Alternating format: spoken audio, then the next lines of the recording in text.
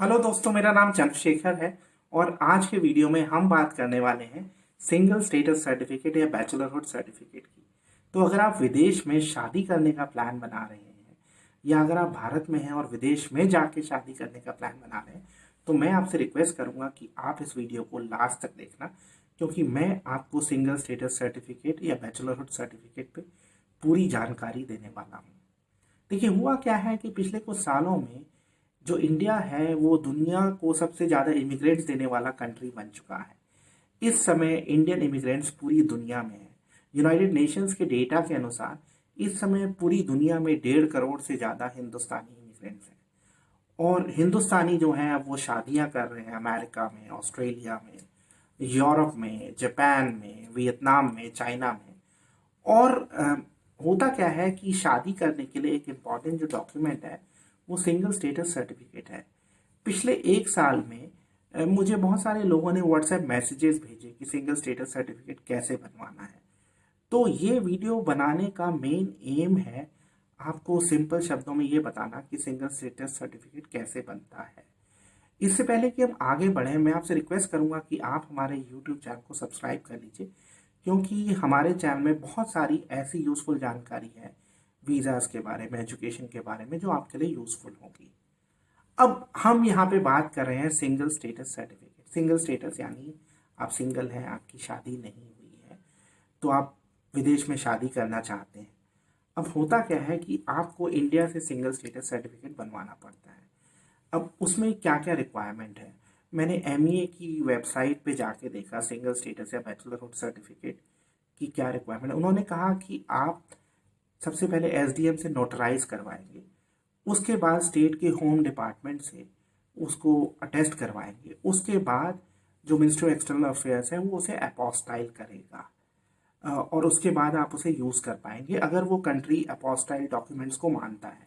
कुछ countries apostille documents को नहीं मानती हैं। फॉर एग्जांपल वियतनाम में आपको एम्बेसी से भी अटेस्ट करवाना पड़ता है। वियतनाम में की जो एम्बेसी है दिल्ली में या फिर जो कॉन्सुलेट है कोलकाता में, वहाँ से आपको अटेस्ट करवाना पड़ता है। तो हर कंट्रीज़ के अलग अलग रूल्स हैं। जैसे पोलैंड में या हंगरी में या ऑस्ट्रिया में सिर्फ अपोस्टाइल चल जाएगा, आपको एम्बेसी से अटेस्ट नहीं करवाना पड़ेगा। तो सबसे पहला स्टेप जो है कि आपको एसडीएम से नोटराइज करवाना है। कोई पर्टिकुलर फॉर्मेट नहीं है और ये जो सर्टिफिकेट है ये आपके बिहाफ पे बन सकता है या आपके पेरेंट्स के बिहाफ पे बन सकता है और इस पे एसडीएम की स्टैम्प लगती है या कोई भी मजिस्ट्रेट हो, उसके बाद स्टेट होम डिपार्टमेंट की, उसके बाद विदेश मंत्रालय की। जो यहाँ पे सबसे इम्पॉर्टेंट चीज़ है वो ये है कि सबसे इम्पॉर्टेंट जो रोल यहाँ पे है वो मिनिस्ट्री ऑफ एक्सटर्नल अफेयर्स का है, जो अपोस्टाइल अटेस्ट कर दी है, उसके बाद एम्बेसी अटेस्ट कर दी है। तो मैंने ऐसे भी केसेस देखे हैं जहाँ पे एसडीएम से ही आपने अटेस्ट करवाया, उसके बाद सीधे एमईए उसे अपोस्टाइल कर देता है, तो ये स्टेट होम डिपार्टमेंट वाली रिक्वायरमेंट नहीं पड़ती है। और जनरली ऐसे जो डॉक्यूमेंट्स होते हैं वो एक्सेप्टेबल होते हैं, कोई दिक्कत नहीं आती है इमिग्रेशन डिपार्टमेंट के साथ। लेकिन मैं आपसे फिर बार रिक्वेस्ट करूंगा कि आप अपनी कंट्री की जो स्पेसिफिक रिक्वायरमेंट है उसको चेक कर लीजिए। ज़्यादातर यूरोपियन कंट्रीज़ में अगर आप एसडीएम से उसे नोटराइज करवा लें, उसके बाद अपोस्टाइल भी हो जाए उतना ही चलेगा, होम डिपार्टमेंट से उसे सर्टिफाई करवाने की या टेस्ट करवाने की इतनी ज़रूरत नहीं पड़ती है। और अलग अलग कंट्रीज़ की अलग रिक्वायरमेंट है, ये मैं आपको बता ही चुका हूँ। रिसेंटली जैसे एक वियतनाम से मुझे किसी ने अप्रोच किया था, तो उनका जो डॉक्यूमेंट था वो पहले एसडीएम से नोटराइज हुआ, उसके बाद मिनिस्ट्री ऑफ एक्सटर्नल अफेयर्स ने उसे अटेस्ट किया, उसके बाद फिर जो दिल्ली में वियतनाम की एम्बेसी है उसने उसे अटेस्ट किया, तो वो certificate is ready to be used.